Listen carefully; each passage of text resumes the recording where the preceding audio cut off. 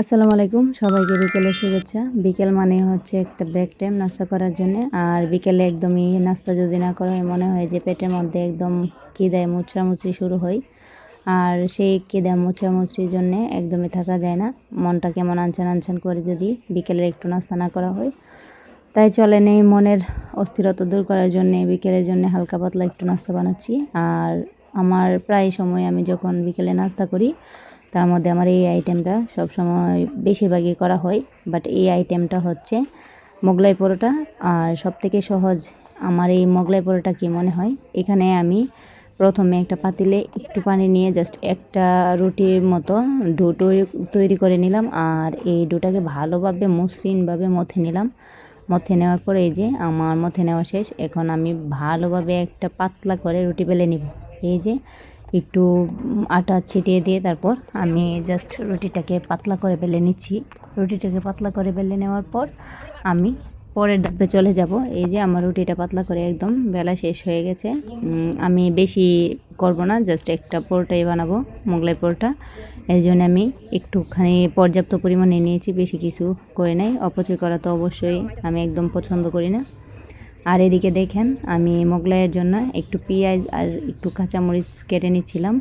কেটে নেওয়ার পরে আমি হচ্ছে একটা ম্যাগি নুডলস মশলা, যেটা দোকানে পাওয়া যায়, এটা আমি জাস্ট দিয়ে দিব। এখানে আমি আর কোনো লবণ দিব না। এটাতে পর্যাপ্ত পরিমাণে লবণ ছিল। এটাকে ভালোভাবে আমি একদম মেখে নিব। তারপর ডিমটা দিয়ে দিব, মিক্স করে নিচ্ছি। আর ওই যে আমি ওই মিক্স করে নিয়েছি ভালোভাবে। আর রুটিটা যে বেলে নিয়েছি এটা আমি একটা প্লেটে নিলাম। আমি যত ভালোভাবেই চেষ্টা করি যে মোগলাইটাকে একটু বাস করতে, বাট এটা আমি কেন জানি পারি না। বাট আস্তে আস্তে আগের থেকে একটু উন্নতি হচ্ছে। বলে না মানুষ যে করতে করতে মানুষ শিখে। এই যে আমি এখানে কড়াইতে মোগলাইটাকে জাস্ট ভেজে নিচ্ছি। আর অন্য দিনের তুলনায় অন্য দিন তো আরও বেশি ডিমের পুরটা বের হয়ে যায়, আজকে তো একটু কমই বের হয়েছে। একটা আপুকে দেখছিলাম আর কি প্লেটে নিয়ে খুব সুন্দরভাবে ভাজ করা যায়, তো আমি চেষ্টা করছিলাম বাট পারলাম না। এই যে ফাইনালি আমার মোগলাই পরোটা হচ্ছে ভাজা হয়ে গেছে। এখন আমি পিস পিস করে কাটতে যাচ্ছিলাম, বাট এত গরম, আমি গরমটা কি কাটতে চাইছিলাম, যার কারণে আমি হাত দিয়ে ধরতে পারতেছিলাম না। কোনো রকমে একটু একটু সাপোর্ট করে এক হাতের পরে অন্য হাত দিয়ে কেটে নিচ্ছিলাম।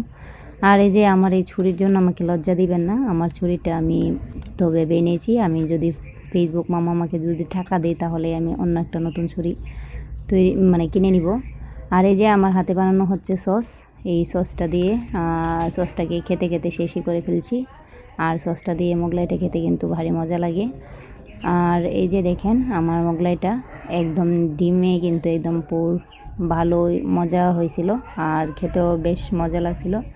এভাবে আপনারাও দেখবেন খেয়ে। আর আমার ভিডিওটা কেমন হয়েছে অবশ্যই জানাবেন।